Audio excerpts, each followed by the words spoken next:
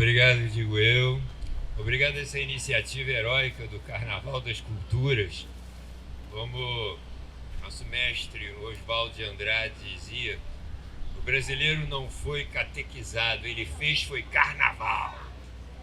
E o carnaval é a resistência da alegria diante desta cultura de culpa, de opressão, de discriminação, exclusão, que tenta se impor na sociedade brasileira, mas não consegue. Estamos vivendo tempos difíceis, né? Mas, dentre tantos tempos difíceis que a humanidade já tem passado, eu sempre me inspiro em Manuel Bandeira. Manuel Bandeira, queridíssimo, ele foi desenganado aos 15 anos. Ele estava com tuberculose no início do século XX, isso era uma condenação à morte, e ele ficou muito desencantado. E o primeiro livro que ele escreve chama Cinza das Horas, e todos os poemas são: fecha meu livro se por agora não tens motivo nenhum de pranto. Era tudo assim. Aí no segundo livro, como ele era poeta, ele já tinha dado a volta por cima, compreendido que a vida é hoje. Então o segundo livro se chama Carnaval, porque ele, imbuído desse espírito do brasileiro que, escravizado, submetido, etc., fez o carnaval, esse exercício de alegria que serve como antídoto à dor, à opressão, à exclusão. Então ele escreveu Carnaval, e o primeiro poema chama-se Bacanal. E diz assim: quero beber, cantar asneiras, no estro brutal das bebedeiras que tudo emborca e faz encaco. Evoé, Baco, lá se me parte a alma levada no torvelim da mascarada, a gargalhar em doido assomo. Evoé, Momo, lacem a todas multicores as serpentinas dos amores, cobras de lívidos venenos. Evoé, Vênus, se perguntarem que mais queres, além de versos e mulheres, vinhos, o vinho é meu fraco. Evoé, Baco, o alfange rútilo da lua por degolar a nuca nua que me alucine que eu não domo. Evoé, Momo, a grande lira, etérea lira, por quem eu estático desfira em seu louvor versos obscenos. Evoé, Vênus. Evoé era o grito dos seguidores de Dionísio, a divindade associada ao nascimento da poesia, e quer dizer ave, salve, viva, que também quer dizer oxalá. A poesia é um instrumento de conversar com os outros, porque a gente precisa de ter alguém para nos ouvir conversar, não é? Então, vou dizer para você, assim, meio cantado, a língua do Nhen. Olha que gracinha. Havia uma velhinha que andava aborrecida, pois dava sua vida para falar com alguém. Estava sempre em casa boa da velhinha, resmungando sozinha. Nem, nem, nem, nem, nem, nem, nem, nem, nem. O gato que dormia no canto da cozinha, ouvindo a velhinha, principiou também a miar nessa língua, e se ela resmungava, o gatinho acompanhava. Nhen, nhen, nhen, nhen, nhen, nhen, nhen, nhen, nhen. Depois veio o cachorro da casa da vizinha, pato, cabra, galinha, de cá, de lá, de além, e todos aprenderam a falar noite e dia naquela melodia. Nhen, nhen, nhen, quen, quen, quen, quen, bem, bem, nhen, ué, ué, ué. De modo que a velhinha, que muito padecia por não ter companhia nem falar com ninguém, ficou toda contente, pois mal a boca abria, tudo lhe respondia. Nhen, nhen, nhen, quen, quen, quen, quen, ué, ué, ué.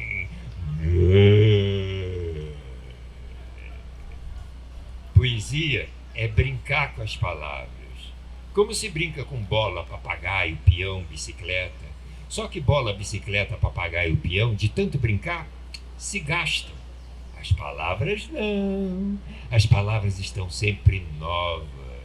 Como a água do rio, que é uma água sempre nova. Como todo dia, que é sempre um novo dia. Vamos brincar de poesia? Convido a todos. A gente brinca de poesia escrevendo poesia. A gente brinca de poesia lendo poesia. A gente brinca de poesia ouvindo poesia. Desde que a gente fala, escreva e ouça com a atitude de poeta, que é aquela de olhar na vida além da coisa objetiva, da coisa prática, da coisa concreta, da coisa útil, e ver o encantamento de tudo. Tudo tem um encantamento, até a desgraça, até o desastre que nos movimenta. Eu escrevi uma coisinha chamada Autobiografia da Geral, que basicamente diz assim: eu dedico isso a todos os homens modernos que estão se alimentando do noticiário e das notícias terríveis que a gente ouve. Viemos do pó, e este da luz. Fomos mônadas, algas, larvas, pitecântropos, homo erectus, faber, sapiens, e hoje o auge. Homo me engana que eu gostos. Poesia feita de versos, porque ela nos leva a enxergar o verso das coisas, o outro lado, além daquilo que nos está sendo apresentado, ou daquela aparência inicial. Sempre tem um fundo, sempre tem um outro lado que completa aquele quadro. E é na hora que a gente está mais no fundo do poço, que o pé bate no fundo, que a gente pode subir de volta, né? Enxergar isso faz com que a gente mantenha o nosso espírito levantado, acordado. Não se deixe abater. Estávamos falando disso aqui. Meu poema chama-se Matéria de Rascunho. Eu sou ator, e o ator ensaia para chegar na hora da estreia, entrar em cena e descobrir, né, que todo aquele ensaio não foi para você fazer exatamente igual, foi para você estar pronto para enfrentar o novo, porque a vida não tem ensaio, né? A vida é rascunho. Então capricha aí no rascunho que você está fazendo. Então meu livro chama-se Matéria de Rascunho. O primeiro poema diz assim: o rascunho contém um poema que o poema impresso não tem. O testemunho, na lenta rasura, na pressão do punho, na linha da letra, o cunho, aquilo. O que é faneta, o que é a palavra, nem. Às vezes a gente se engana com as nossas próprias palavras, não é não? Então, é preciso que a gente aprenda a viver o momento e perdoar. Leminski tem uma coisinha que eu amo, que para mim eu costumo rezar muito com poesia. E esse é um dos que eu uso para rezar, diz assim: isto de querer ser exatamente aquilo que a gente é, ainda vai nos levar além. Aceitar as nossas rasuras, os nossos tropeços, compreender que isso é só um desafio para a gente se superar. E como hoje em dia, com a financiarização da arte, as coisas estão cada vez mais difíceis para o artista. Hoje em dia quem ganha com a arte são os grandes financiadores, né? Os chamados patronos, como ali aquela Kombi amarela ali da Plus Vita, né? Esses é que levam o gosto. O artista mesmo acaba sem. Mas enfim, então vou dizer aqui o meu currículo, porque eu me transformei, não é, um pregador, né? Mas embora seja biscateiro, sou um biscateiro, né, confessado. Então meu currículo, para quem souber, de um trabalhinho para um biscateiro do meu quilate. Já soquei tijolo, já virei concreto, já comi do bom, já pastei sem teto. Já passei vazio, já sonhei repleto. Só me falta chorar para ser completo. Já banquei o bobo me achando esperto. Já fechei a porta e ainda restei aberto. Já comprei a banca, já fui objeto. Já plantei a dor tentando ser correto. Já tive razão mesmo sem estar certo. Já clamei por voz em um pleno deserto. Já me atrapalhei com tudo que afeto. Só me falta chorar para ser completo. E às vezes, chorar, eu tinha pânico de chorar, porque eu fui criado numa época em que homem não chora. Chorar é fraqueza, né? Até que eu descobri que chorar era alívio, era superação. Eu escrevi assim: lágrimas são sempre limpas. Lágrimas são clarear. Experiência supimpa, falta e excesso de ar. Chorar aproxima. Esse eu escrevi Cruzeiro Negro do Sul, pensando na saga dos africanos que foram trazidos para cá e que constituíram, né, o cerne mesmo da nossa sociedade, da nossa cultura. Não a lavagem como alimento, o cheiro. Não a corrente cortante, o cheiro. Não o dormir na merda, o cheiro. Não o morto ao mar, o cheiro. Não o chicote, o cheiro. O nauseabundo cheiro de amargas memórias soterrando quebrantos quimbundos, atormentando até a morte. O cheiro, nosso avô. Lembrando que foi esse povo, atormentado pelo mau cheiro até a morte, que instituiu no Brasil o batuque como forma de elevação da alma e nos ensinou que a alegria é a prova dos 9. Na vida podem nos levar tudo, podem nos roubar a família, podem nos matar o amigo, né? Podem nos alejar, podem nos deixar à míngua. Só não podemos deixar que amarguem o nosso espírito, porque aí a gente perdeu. Se te fecharem as portas, você continuou lutando, você não perdeu. Se você de repente apanhar na rua e responder com uma bela gargalhada de Exu, você não perdeu. Agora, se num dia você deixar que alguém te submetendo te convença de que você é menos, menor ou impotente, aí a gente amarga, aí a gente perdeu. Eu saí viajando o Brasil, as periferias brasileiras, trabalhando. Trabalhei com sem terra, trabalhei em cadeia, trabalhei com prostitutas, trabalhei com a periferia em Cuiabá, enfim. Eu fui procurar aprender a minha raiz ali. E entre outros lugares eu tive com um grande parceiro, um sujeito que me ensinou muito e que morava lá no cantão, não é, da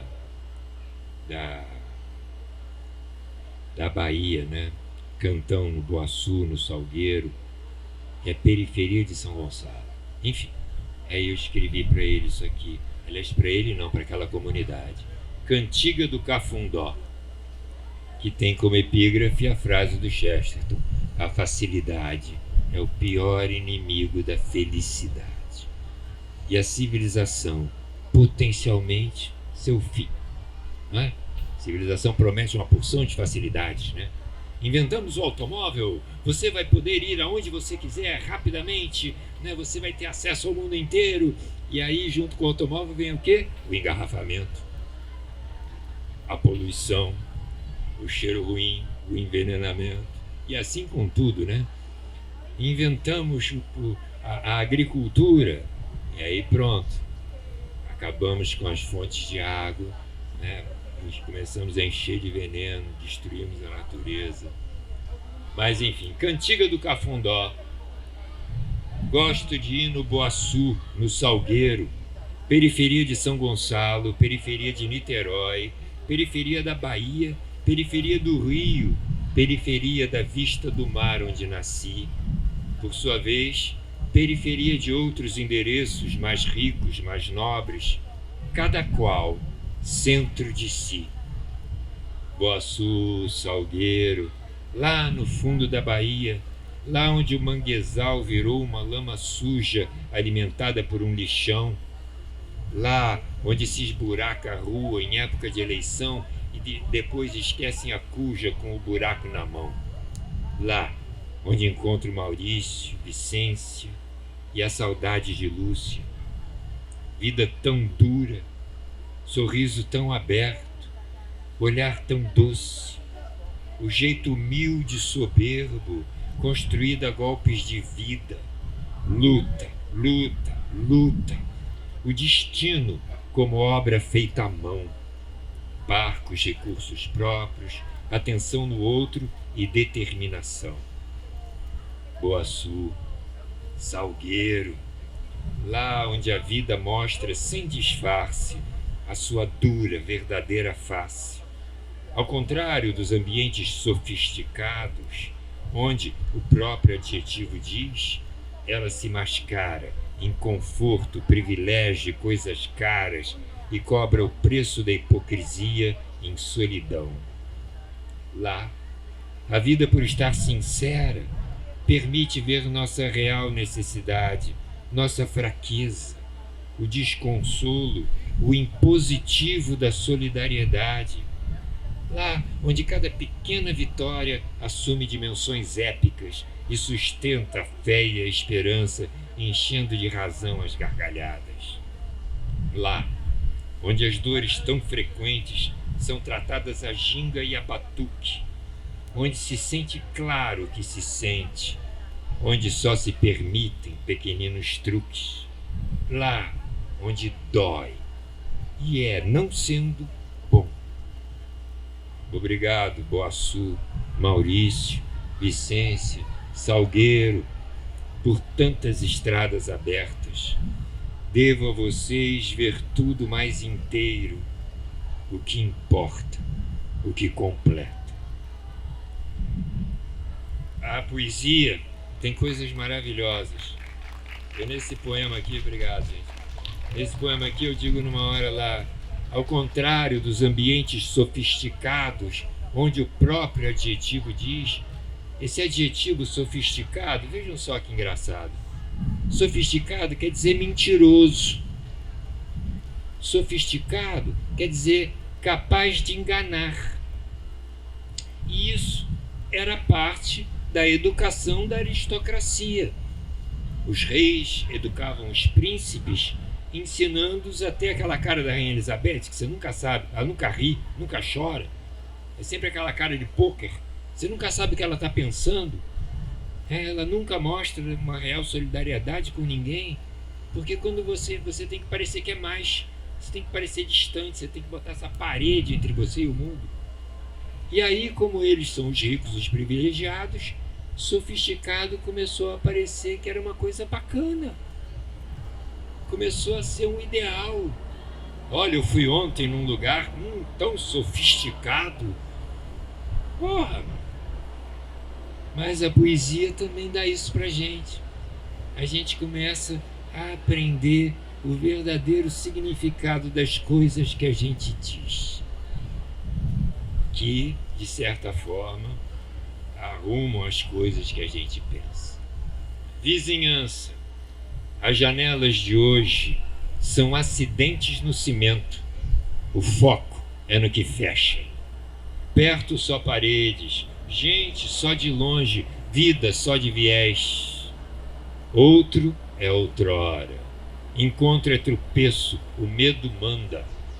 Fuga e fluxo, o futuro se faz nas janelas de hoje. Mas erigimos o desconforto, pai de toda revolução. Enfim, para terminar, eu quero dizer um poema chamado Graal. Graal é aquele cálice onde José de Arimateia teria recolhido o sangue de Jesus e que virou como símbolo de busca, de pureza, de transformação, né, de todo mundo ocidental. Então, o meu graal é esse aqui e é um recado que eu deixo para vocês. Há uma outra leitura dentro de cada poema. Não se contente nunca com um sentido apenas. Na superfície mesmo, escondida nas obviedades, nas tônicas, nos termos, nas vírgulas, na sintaxe, uma pulsação que exala o mistério das sensações, alguma outra fala que salta de formas e sons, sentidos muitos se tramam em teias, em redes, impulso, onde o que nos humana goza ao tocar o oculto. Há uma outra leitura dentro de cada poema. Há uma outra leitura dentro de cada notícia. Há uma outra leitura dentro de cada fato. Não se contente nunca com a tua primeira impressão de qualquer coisa. Pergunte-se, e o outro lado? E como é que é se eu olhar de lá e não daqui? Porque sempre tem, e se a gente não percebe a parte inteira, a gente se dá, né? 3 para acabar. Não vou liberar ainda não, peraí. Isso eu tenho que dizer fado, que é aquela música triste portuguesa, mas também é destino, né? Fado. Quis-me mestre em paciência, fiz-me perito em embaralhar. As cartas não mentem, mas a cartomante. O mundo admirável e novo é compactado como lixo, a invenção mais humana. Baixou o teto, encurtou distâncias, lavamos o leite, encolhemos o coco, embutimos o frango, trocamos estrelas por postes, otimizamos o medo, encaixotamos gente, empilhamos caixas em 8 ou 80 por metro quadrado. Vitória, vitória de nossa paixão, solidários em ser solitários, erigimos o desconforto, pai de toda revolução. Sinto desconforto, não fuja dele não. Sinto desconforto para ser capaz de se revolucionar. Para que serve a arte? A ars gratia. Antes de serem escritos, os Karamazov eram simplesmente brutais. Dom Quixote, apenas um tonto entre tantos tontos iguais, mas o artista apontou o dedo e mostrou o que era segredo só porque não queríamos ver. Todo bobo, todo brabo, todo feio, todo fraco, parte do nosso retrato. Aquela parte da gente que a gente esconde da gente, porque somente da gente a gente consegue esconder. Aprendamos a ter o olhar do artista e a apontar dentro de nós, né, aquele outro lado, né, a transcendência do bobo, como o bobo pode ser o heróico, né, e como o brutal pode ser o nosso retrato. E terminar com isso aqui. Sansara. Desejo sim que meu texto tenha alguma relevância e acerte alguém bem na testa a golpes de coração. Almejo atingir o ponto da minha insignificância que pode tocar o outro por ter o timbre de igual. Busco um olhar de menino, ingênuo por ser genuíno, vigor de primeira infância, para demolir cara feia, que só castelos de areia tem verdadeira elegância. Não é? Eu adorei quando eu escrevi isso, para demolir cara feia. É o que nós estamos precisando, né? Porque só castelos de areia, a gente vai aos castelos, as princesas, os príncipes. Meu Deus, os castelos são retrato de um mundo excludente, violento, onde de repente milhares de pessoas se esfalfavam e morriam de fome para empilhar aquelas pedras para meia dúzia viver desconfortavelmente lá dentro e o resto ao léu.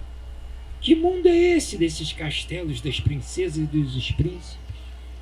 Mas aqui, no Rio de Janeiro, nas nossas praias, a gente tem magníficos castelos de areia, que nos encantam sem representar exclusão, sem botar ninguém para fora, pelo contrário, convidando você a parar, olhar e sonhar. Gente, é isso aí. Outro dos meus heróis, o Paulo Leminski. E vou terminar aqui com uma coisinha dele que diz assim: isto de querer ser exatamente aquilo que a gente é, ainda vai nos levar além. Olhemos-nos com esse olhar de poeta, aceitando as nossas pequenezas, aceitando as nossas coisas que de repente o mundo inteiro agride, despreza. Entendamos quem a gente é, aceitemos isso, porque isso pode não só nos fazer íntegros, como também pode nos fazer chegar no outro. Porque não vamos nos iludir, somos todos iguais, somos o reflexo um do outro, e quando a gente sente isso é que a gente é capaz de se abrir e abraçar, e aí a gente sente aquele conforto de estar junto, aquela sensação de segurança, de se sentir fazer parte. Maldito mundo onde a gente perde a noção de que a competição só existe, só tem função como complemento da cooperação. É que o outro está correndo, que isso me faz me superar e querer correr mais. Ele não é o meu adversário, meu inimigo. Ele é aquele cara que me estimula a tentar me superar. Só tem valor competição para construir a cooperação. Maldito mundo em que a gente elege o primeiro lugar, o campeão, e esquece o resto. Mas quem chega em primeiro chega sozinho, cara. Olha que coisa triste. Lembrando daquele antropólogo que quis propor uma corrida com crianças indígenas, quem chegar primeiro vai ganhar uma bola. E as crianças davam as mãos e corriam juntas porque queriam chegar junto. E ele não conseguia entender aquilo. E outro antropólogo que num deserto na Sibéria viveu durante um tempo com pastores de renas num lugar pobre de tudo, um lugar que não tem proteína suficiente, são eles, as renas e o gelo. E quando terminou a estadia lá, os caras fizeram uma grande festa, montaram uma grande tenda e conversaram, e ele perguntou para as pessoas uma série de coisas, e uma pergunta foi: do que vocês sentem falta? E deu um silêncio na roda. E aí o intérprete dele virou para ele e disse: por que eles não estão respondendo? Eles não entenderam a pergunta. Eles não sabem o que é falta.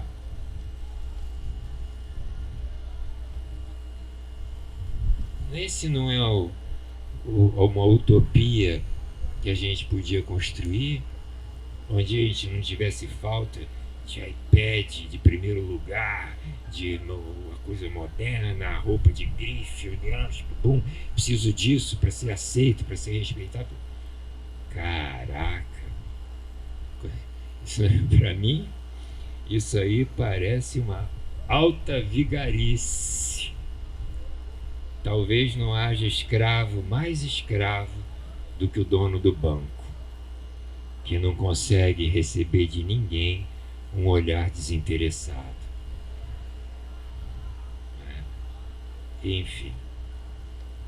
Evoé, Baco, Evoé, Vênus, Evoé, Momo. Viva o Carnaval das Culturas, Carnaval, o antídoto para esse mundo maluco onde a gente está.